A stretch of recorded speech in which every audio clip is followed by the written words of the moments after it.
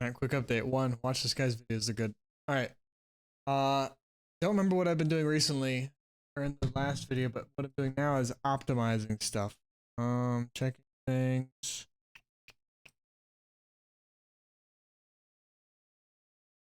I guess that's it. Yeah, I've just been optimizing things. So a couple things I've done. Basically, in the maze map, game's not optimal enough. So these torches were expensive. So what I do is I just said, fuck it. Remove the Niagara. I can't. The light is good enough. I think that's fine. Fuck it. I don't need Niagara. I removed that. I got a couple frames back. I want this game to run 240 if possible. I want it to run super, super easy. I want it to be able to run on anything. Optimize. Optimize, optimize, optimize. Don't be one of these retard Unreal Engine developers who just fucking sends the game out right now. Done. Sure, I can get a lot of FPS in the packaged game. I have a fucking 2080 Ti. Like that's overkill for a game like this. It's still a piece of shit. So I gotta use this boy, the Unreal Insights profiler, to look and figure out what the hell is taking up CPU power. Okay, so a couple things. One, I removed the Niagara from that. I think I also removed it from the hall firelights. I did. So there's no more fire. The light turns on and off if I freeze. That one's not even on. Fucker. Hold. Wait. Freeze. Alright, see? So the light. Thunderclap. Freeze. Alright. So the light turns on and off. But I don't need Niagara effects. Niagara effects for that shit. I can't, like, I would just have to change it. It would have to be spheres that are bubbling around that look like flames, but just as optimal as possible. I can't do the bunch of particles. No. Because I add all these all over the map, and you should be able to see them. They shouldn't just pop in and out. I don't know. Maybe I'll change that. But I just said fuck it. Okay, I'm removing the shit I don't need. The fluff. No. The other thing, the AI was really intensive. I went into the profiler here, and I clicked on a frame, and then stop, and then I was looking at everything, and I was like, okay, what do I actually need? I need to go to this damn game thread, because that's where the logic is executed on the CPU. So I'm going to press F. Wait, hold. I'll click a frame, and I'm going to press F. And I'm going to press C to stop focusing everything so I can look at one frame. By default, for some reason, it looks at 2 frames. I don't understand why, but okay. So now we're on 1 frame. And there's 2 main things taking up the whole frame. There's widget stuff I'll look at later. Like, if I can just remove this whole pre-pass thing, I don't know. Maybe this prioritized wrap box shit is required. That's just what happens when you put a widget on the screen. I'm not sure. But every tick, like, does it really have to keep drawing it? It can't just draw it and leave it? I don't know. I'm going to look at that later. Right now, I'm looking at all this shit. What is all this shit? What's actually starting all this? Well, there's some page stuff. Here we go. So if we look in and we look at some of the bigger guys. So this calls this, calls this, calls this, calls this, etc. All the way up to the tippy top. So what is calling this camera movement shit? Okay, some collision. All right, not worried about that. What do we actually, what's going on? Hold on. Actually, a lot of this stuff is actually okay. Wait. Oh, well, fuck. You're not going to find it here because I already fixed it. Basically, one thing is you're seeing down here was this function in the player. Oh, fuck it. I'll just go. Sorry, I'm always disorganized, but this isn't for you. This is for me. So, hold. Animations. Wait. Yeah, wizard character. Animation. AnimBP. Okay. What was happening? I was being fucking stupid. Stupid. I was using this function to do, wait, this isn't the right one. Here's what it used to look like. I was using this fucking function, this thing that's called every single tick, to cast to the player, to get the player and cast to him. Every tick, getting and casting every tick, every time, and setting these values as blueprints. Okay, maybe not bad, not terrible, but turns out there's another function called, this part's the terrible part because that's expensive. The rest, not too crazy, but there's a function called the blueprint safe function, the thread safe blueprint function, where it's another function that this is game logic. This executes on the game thread. This gets put in our delay. I want to reduce this frame time, this frame 10.2 milliseconds to as small as I can get that shit. So if I can take stuff off of here and put it somewhere else, like here or something where it's not being used, or here where there's some space, I need to do that. That way, instead of doing this, I can chop the bitch in half, run two things at once, or just remove shit in general. That is what that blueprint overridable function does. So in the actual correct blueprint, hold, first person anims, I need to delete the old one. AnimBP, here we go. Now, the event graph is basically empty. I didn't know this, but there's an initialize animation function. It's one that's called one time. That's it, when the character exists. I don't need to fucking keep saving references to the character every tick. Like, what? We know who owns the damn animation. It's not going to change. Save it one time, basically on begin play. Cool. Save them. Because multiple character types own this animation system so that the enemies, the players animate the same way, well, I have to technically save two separate objects. One of them if he's a character, one of them if he's a rogue, an NPC, and then I have a variable that I use to show whether he's the player or not. Because in that blueprint save function, I can't use isValid nodes. Because in order to use an isValid node, I have to use blueprint logic. I'll talk about that in a second, which is no. So I have to use more variables. So blueprint thing, I had to create.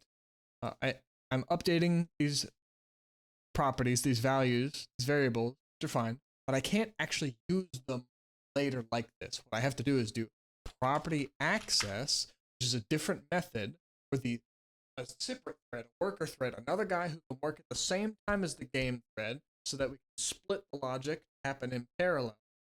These guys will only do shit when it's safe. Versus when I have it here, it goes straight to the game thread because it's always safe. So instead, we're able to offload stuff if we say, you can do it, Mr. Worker Thread, but you got to do it safely. How do we do it safely? We do it by this property access node. So then, we just get the pawn owner, get any of the logic that we need from it, and then save the variable using that. And I just collapse these into thread safe functions because this is thread safe. So I could do it all in here. I just put it in separate functions. So I created a separate function. It's pure so that it returns value and thread safe. And so we don't have execution pins. I don't need that. I don't need that. So pure doesn't matter for the value. Some guy said that. I just repeated it. That was stupid. Pure does not have anything. It just makes it so it doesn't have execution pins. But it does make it so it doesn't matter. Okay, so you mark them as thread safe. And in this function, what do? Well, can use branches. We just can't use isValid. So instead of doing isValid, is the character one valid? If not, it's empty. The rogue wizard one is not. Use that. Or if the rogue wizard one is not valid, then, or if this one is valid, then get the characters in. So instead, I just use that boolean. And how do I get it? I don't get it by just dragging that bitch in here. No. We say thread boy, Mr. Worker Thread. You got to do it safely. So everything. No references like this. No, sir. Have to do the property access nodes, bitch. So we use those because those are safe.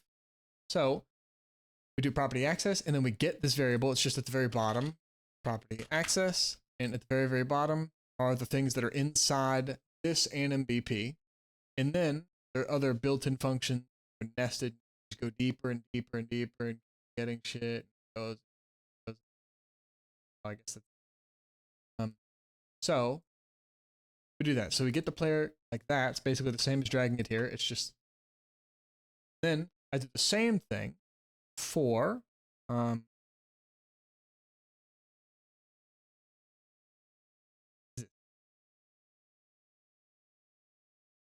so I'm returning a value in order to initialize is dead. How do I get that? Well, if for a player, I go to property access, and then I get the player, which we already saved, so we can go there. And then instead of dragging him in and then doing get this, we just do property access. We do. I just search for dead. Bam, he's here. That's what this is. Same thing, the rogue wizard. That way we're doing this logic on the other thread so that we're not tacking it onto our delay. We're doing it in parallel so we chop some of that delay off. And in doing this, I gained on average somewhere between 10 and 20, 10 and 18 really FPS. So we do that and we return that value. So if it's a rogue wizard, it's returning this. If it is not a rogue wizard, then it's returning it is a player. By default, this value is 0, so it's saying, or this value is false because it's doesn't have a value, or well, it's empty by false, right? False. It's false by default. Jesus, same, but it doesn't matter. Okay, so, but I did that for everything else. So in the blueprint thread safe function, do the same shit. I have a function to get the speed, so we go to the character using property access. Then I get the length of the velocity, return that, and same shit for falling. Get the movement component of the character, and then get whether he's falling. That's just built-in logic. Boom, property access, so it's safe, thread safe. And then same thing with direction. We get the rotation, we get the velocity, and then we get the direction, which is just a node that calculates it here. It's just built in. And I return that. Cool. I use the direction for the direction of which type of movement, whether you're walking backwards or forwards animation. Speed for how fast that animation happens. Falling to determine whether we're doing the falling animation. And dead for whether we should do the dead animation or not. Because I don't do montages for those. I just do, I just check this value and then play the death animation. So, cool. How do I actually use those? Well, when we go to the anim graph where the actual logic happens, instead of dragging in his dead like before, we do property access to check whether he's dead. If he's dead, do the dead shit. It's just an animation. Easy. But if he's not dead, instead, do this other pose. We already had that.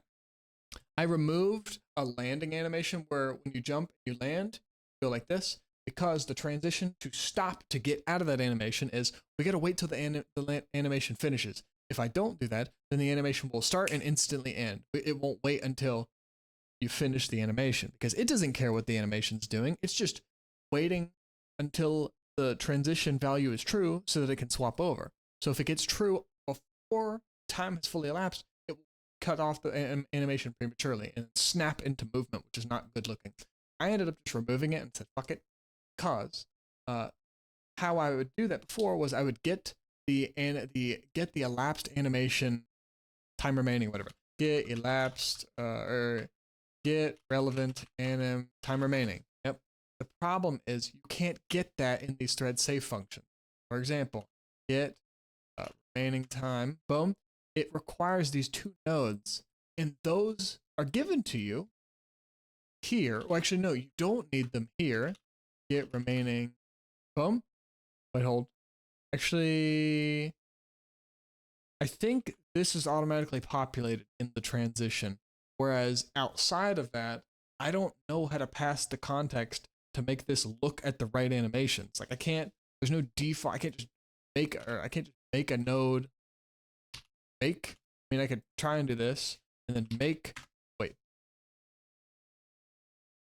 Okay, maybe I can. Maybe I can. I need to relook at that. Maybe, but I thought that I couldn't earlier. I didn't think I could just do make because it might still be empty.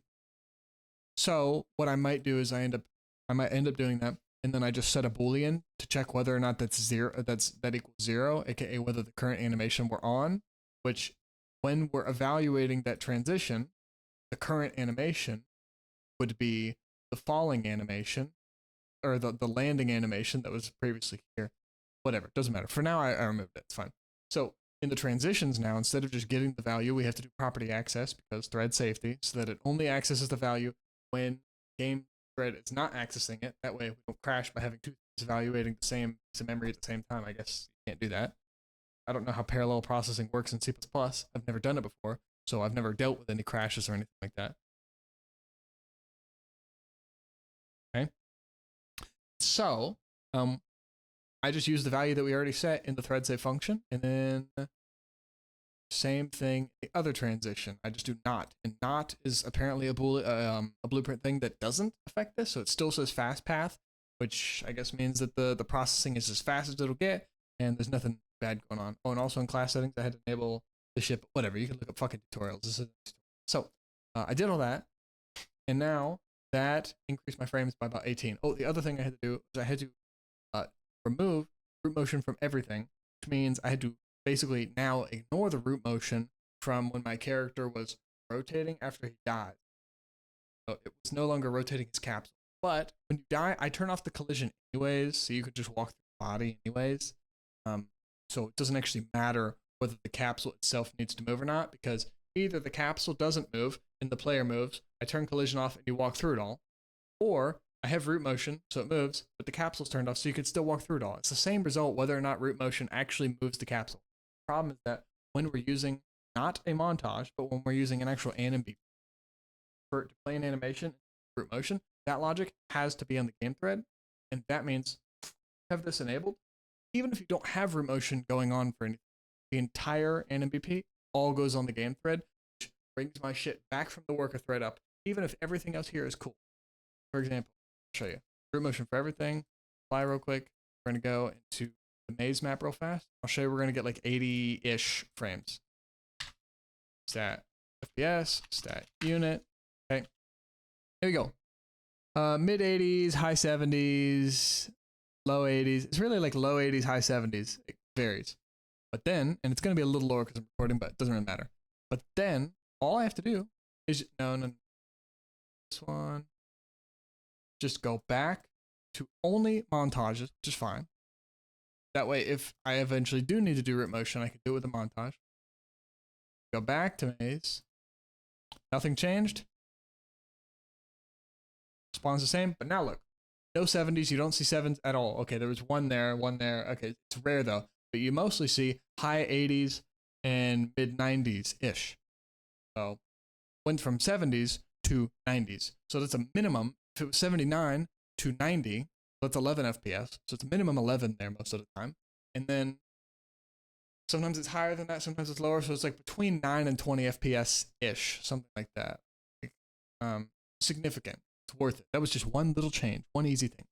And I still have all this other bullshit. So if we go back to the game thread, show what I have to do next. I have to do this for every other AnimBP thing. And I have other things that I had that were inefficient that I can improve. And I'm just now realizing because I focused on functionality over optimization. But it's not my fault because I didn't know how you could do it. I just didn't know that nodes existed. I didn't know to search for this new shit. So fuck it. It's on me now. It wasn't on me. So here we go. I'm paying for it now, which is good. I'm learning. I like it. So no longer do you see the character movement shit happening here. Now this is all just camera shit, which may or may not be fine. It's just stuff that's like moving around as part of the animation, something like that. Probably because stuff is parented to the character. So when the character moves, that shit has to move. So on take, all the shit is updating, kind of like that-ish, maybe. The problem is now we have all this shit still, which is, wait.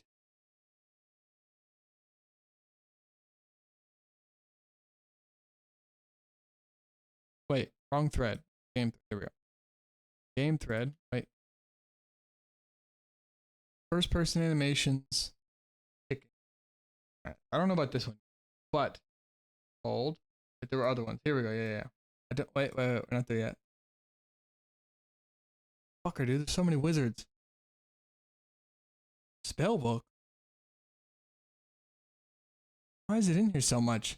There were chests. Chests were everywhere. Where are the chests at? I don't know what is calling these. It's like a missing logic or some shit. Hold on. Go here. Okay, we're focusing on this. Go in on the tick action, right? So here's the whole frame. We're going here. Focus. Tick, tick. All right, let's see. Wizard stuff. Oh, maybe it all fucking disappeared. Did I just discontinue it all?